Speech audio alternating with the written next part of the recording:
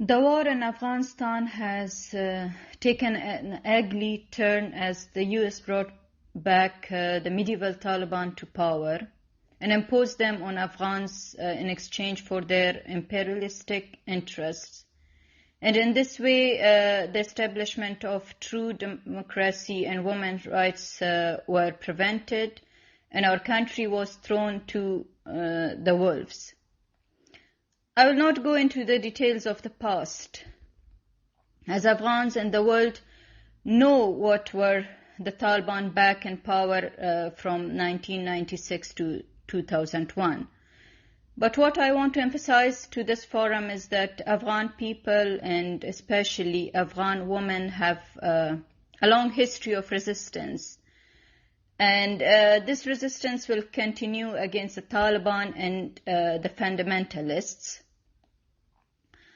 The people of Afghanistan need the support of democratic, peace-loving, secularists and feminists in this fight. Do not leave Afghanistan as it is descending into silence. The voices from within Afghanistan are disappearing due to insecurity, threats received on a daily basis. Thus, I think it's for the democratic people of the world to raise and be the voice of the people of Afghanistan. Especially in these critical times when very little information is coming out of Afghanistan. Any voice against the Taliban, against the fundamentalists should reach every corner of the world. It is our duty as feminists to hold every hand that wants to fight the Taliban. And also it is very important to stop this notion that as Afghanistan is a traditional society, therefore the majority of Afghans wanted the return of the Taliban. I want to make this clear that the majority of Afghans wanted peace and an end to the occupation, but not the return of the Taliban.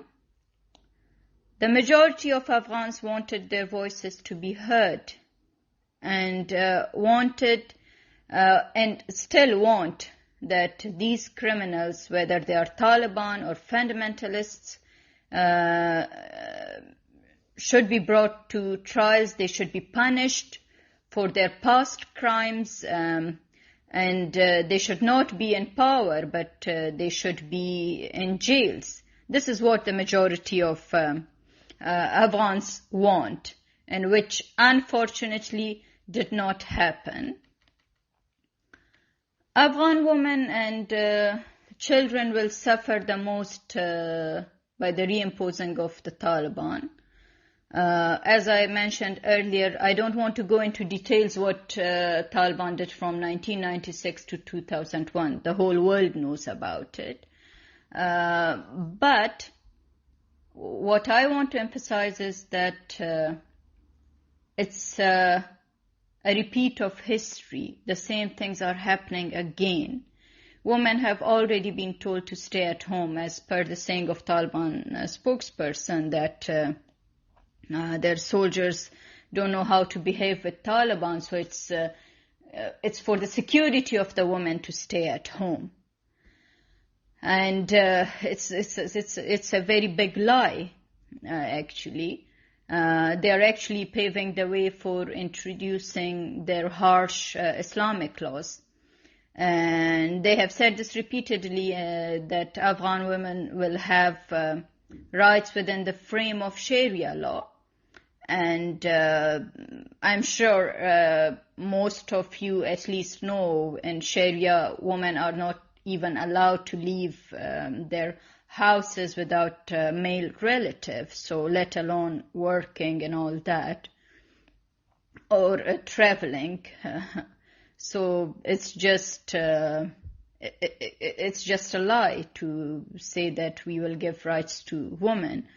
And also imagine how the next generation of young Afghan children will grow under the brutal Taliban rule.